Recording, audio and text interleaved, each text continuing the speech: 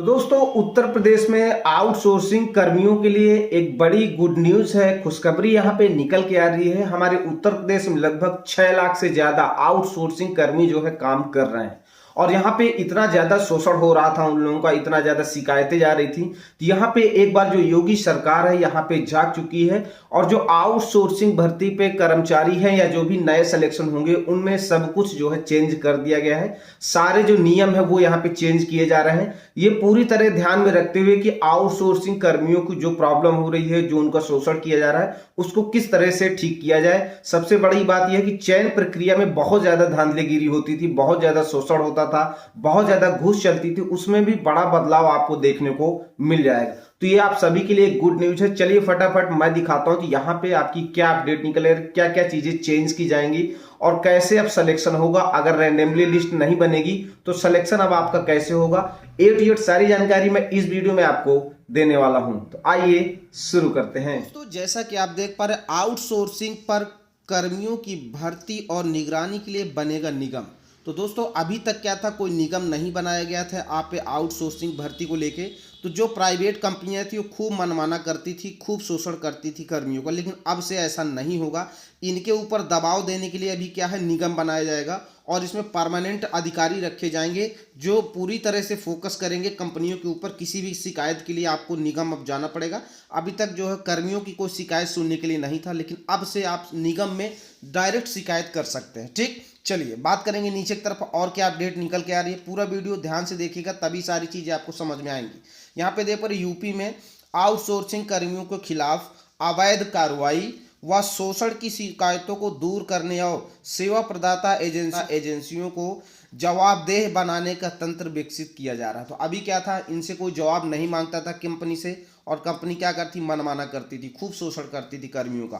तो यहाँ पे देखिए अब क्या होगा, इनके ऊपर भी दबाव होगा, चीज़ें अलग होगी। अगर ये गलत करेंगे तो यहाँ पे ब्लैक लिस्टेड भी किया जाएगा आप कंपनियों को। ठीक है, फिर देखिए सरकार आउटसोर्सिंग से कर्मचारियों की भर्ती, उनकी सेवाएं और सुविधा की मॉनिटरिंग के लिए आउटसोर्सिंग सेवा निगम बनाने की तैयारी कर रही थी। यहाँ पे सेवा निगम भी आपका बनाया जाएगा जिससे आप लोगों को लाभ मिलने वाला है। बात करें श्रम विभाग के तहत काम करने वाले इस निगम को विभिन्न अधिकारियों से लैस किया जाएगा जिससे यह कर्मचारियों के हित में भी प्रभावी कदम उठा सके। तो यहाँ पे जो गवर्नमेंट एम्प्लॉय होते वो यहाँ पे लैस किए जाएंगे निगम में और वो कार्रवाई करेंगे, कंपनियों के खिलाफ दबाव डालेंगे और यहाँ पे अगर गलत पाई जाती है कंपनी तो कंपनी को ब्लैक लिस्टेड भी यही लोग करेंगे और आपकी शिकायत भी यही सुनेंगे। ठीक है, अभी तक क्या होता था, आप लोग कंपनी के पास जाते थे, कंपनी वाले सुनते ही नहीं थे और बाकी कोई सुनने के लिए था नहीं। तो यहाँ पे गवर्नमेंट को ऐसा महसूस हुआ कि कर्मचारियों के साथ बहुत ज़्यादा शोषण हो रहा है, बहुत शिकायतें पहुँच रही थी, ये फैसला लिया गया। आगे देखिए प्रदेश में इस समय 6 लाख से अधिक आउटसोर्सिंग कर्मचारी हैं। स्वास्थ्य सहित जन सुविधाओं से जुड़े अहम विभागों के महत्वपूर्ण काम इनके हाथ में है। आउटसोर्सिंग के जरिए आने वाले इन कर्मचारियों के वेतन, सुविधाओं सहित अन्य सेवा शर्तों के मानक सरकार ने तय कर रखे हैं जिन्हें पूरा करने का दावा भी सेवा प्रदाता एजेंसियां करती, लेकिन नियुक्ति से लेकर सेवा समाप्त तक की मॉनिटरिंग का कोई व्यवस्थित तंत्र न होने से सेवा शर्तों का जो है दुरुपयोग यहाँ पे किया जा रहा है। यानी कि जो गवर्नमेंट ने सैलरी वगैरह का पूरा स्ट्रक्चर बना रखा है उस हिसाब से कंपनियां क्या है काम नहीं करती हैं और कहती हैं कि हाँ किया जा रहा है, लेकिन ऐसा बिल्कुल नहीं होता है। फिर नीचे आप बात करेंगे, देखिए इसीलिए आउटसोर्सिंग के माध्यम से कर्मचारियों के चयन के लिए अलग से निगम बनाने का प्रस्ताव आगे बढ़ाया गया है। सभी एजेंसियों को इस निगम में पंजीकृत होना होगा, इसके जरिए विभाग एजेंसियों का चयन करेंगे। तो ये एक अच्छा काम है कि निगम बना दीजिएगा। तो अभी निगम क्या है, वो विभाग क्या है, अपने कर्मचारियों के लिए अब काम करेगा।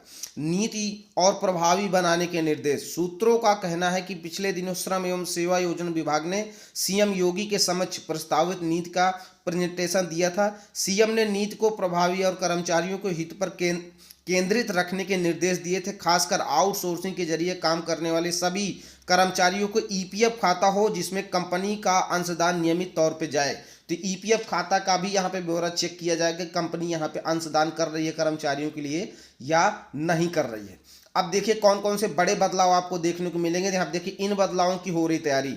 आउटसोर्सिंग कर्मियों को वेतन निगम के जरिए ही सीधे उनके अकाउंट में भेजा जाए और एजेंसियों की उनकी सेवा के बदले तय कमीशन ही भुगतान हो। तो ये एक अच्छा काम है। अभी क्या है, कंपनी अपने हिसाब से तोड़ मरोड़ के आपको वेतन बहुत कम देती है, अब ऐसा नहीं होगा। अब सीधे जिस निगम में, जिस विभाग में आप काम करेंगे, निगम सीधा आपके अकाउंट पे क्या करेगा, डालेगा आपकी सैलरी, बाकी जो कमीशन होगा वो आपको कंपनी को भेज दिया जाएगा। कंपनी का काम यहाँ से खत्म। ठीक, फिर देखिए, इससे कम वेतन देने, समय से भुगतान न करने की जैसे शिकायतों को दूर किया जाएगा। जो कम वेतन देते हैं, बहुत लेट पेमेंट देते हैं, सारी चीज़ें यहाँ पे खत्म होने वाली है बहुत जल्द। ठीक है, बात करेंगे नीचे, दागी या आपराधिक प्रवृत्ति के लोग सेवा में ना आ सके, इसके लिए पुलिस वेरिफिकेशन भी कराया जाएगा। निगम जहां नियुक्त की निगरानी करेगा, वहीं कर्मचारियों की सेवा समाप्त से संबंधित विभाग के समक्ष अधिकारी की संतुष्टि को भी अनिवार्य बनाया जा रहा है। अभी तक क्या होता था, कंपनी अपने मुताबिक रखती थी, अपने मुताबिक निकाल देती थी, लेकिन अब ऐसा नहीं होगा। निकालने से पहले यहाँ पे निगम के जो अधिकारी होंगे उनके सामने कंपनी को सब कुछ प्रस्तुत करना होगा।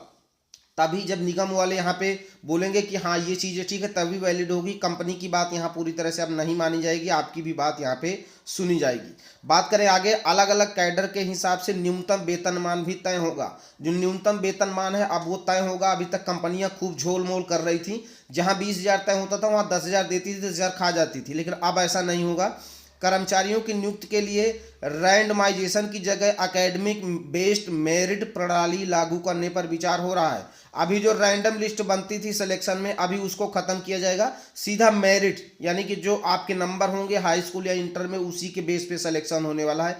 ये भी एक अच्छी प्रक्रिया। इससे क्या है, धांधलीगिरी खत्म हो जाएगी। कंपनी की जो पैसा लेके वो लोग सिलेक्शन करते थे। आगे बात करें, क्या मेंशन किया गया, निगरानी तंत्र पर जोर क्यों। यूपी में सेवाओं का बड़े पैमाने पर विस्तार हुआ। सेवाओं के सापेक्ष कर्मचारियों की उपलब्धता के लिए आउटसोर्सिंग की नीति अपनाई जा रही है। 2 दर्जन से अधिक विभागों में अलग अलग स्तर पर आउटसोर्सिंग के जरिए लाखों कर्मचारी काम कर रहे हैं। इनकी दक्षता न केवल कार्य की गुणवत्ता प्रभावित करती, बल्कि योजनाओं के जो जमीनी अमल पर भी असर डालती है। क्यों? क्योंकि इनको पूरी तरह से जो है इनका वेतनमान वगैरह नहीं दिया जाता है। सबसे बड़ी जिम्मेदारी होती है कंपनी बहुत ज़्यादा शोषण करती है कर्मचारियों का। तो यहाँ पे एक अच्छी अपडेट है कि यहाँ पे अब ऐसा नहीं होगा। मॉनिटरिंग के लिए आयोग जो है बहुत जल्द निगम की तैयारी कर रहा है, निगम बनाएगा। यहाँ पे देखिए, सम्मानजनक न्यूनतम वेतन तय करने का भाई दिया गया प्रस्ताव कि इनको जो वेतन है वो बहुत कम दिया जाता है। बिल्कुल सही बात है। तो ये बहुत जल्द लागू हो जाना चाहिए। मेरा जो है अपने उत्तर प्रदेश के मुख्यमंत्री योगी आदित्यनाथ जी से रिक्वेस्ट है कि बहुत शोषण है कर्मचारियों को लेकर, वो बेचारे कैसे काम कर रहे हैं ये वही जानते हैं। तो वेतनमान भी बढ़ाया जाए और जो शोषण हो रहा है ये सारी चीज़ें ख़त्म की जाए। जैसे एक गवर्नमेंट एम्प्लॉय करता है, पूरी जो है व्यवस्था है उनको वैसे ही दिया जाए, भले ही वो आउटसोर्सिंग से काम करें। तो दोस्तों, आप लोगों के लिए कुछ इस तरह से अपडेट आ रही है। बहुत जल्द आप लोगों के लिए खुशखबरी निकल के आएगी कि सारा कुछ आपको सुधार देखने को मिल जाएगा। थोड़ा सा टाइम जरूर लग सकता है दोस्तों, ठीक है। अब जैसे ही इन योजनाओं से रिलेटेड कोई नई अपडेट आएगी दोस्तों, तो मैं अपने चैनल पे आपको सबसे पहले सूचित करता रहूँगा। अगर आप हमारे चैनल पे नए हैं दोस्तों, तो चैनल को जरूर सब्सक्राइब कर लें। और अगर आउटसोर्सिंग भर्ती पे आप काम कर रहे हैं तो आप लोगों के लिए हम ज़्यादा से ज़्यादा कोशिश करेंगे कि जो बेहतर से बेहतर सेवाएं हैं वो आप लोगों को मिल सकें, शोषण वो आपका ख़त्म हो सके और किसी भी प्रकार की दिक्कत आप लोगों को ना हो। चलिए दोस्तों, वीडियो अच्छा लगा हो तो लाइक कर दीजिएगा, दोस्तों तक शेयर कर दीजिएगा, ताकि सभी को जानकारी हो जाए कि बहुत जल्द आप लोगों के लिए कुछ अच्छा होने वाला है। चलिए मिलते हैं किसी नई अपडेट के साथ। जय हिंद, जय भारत।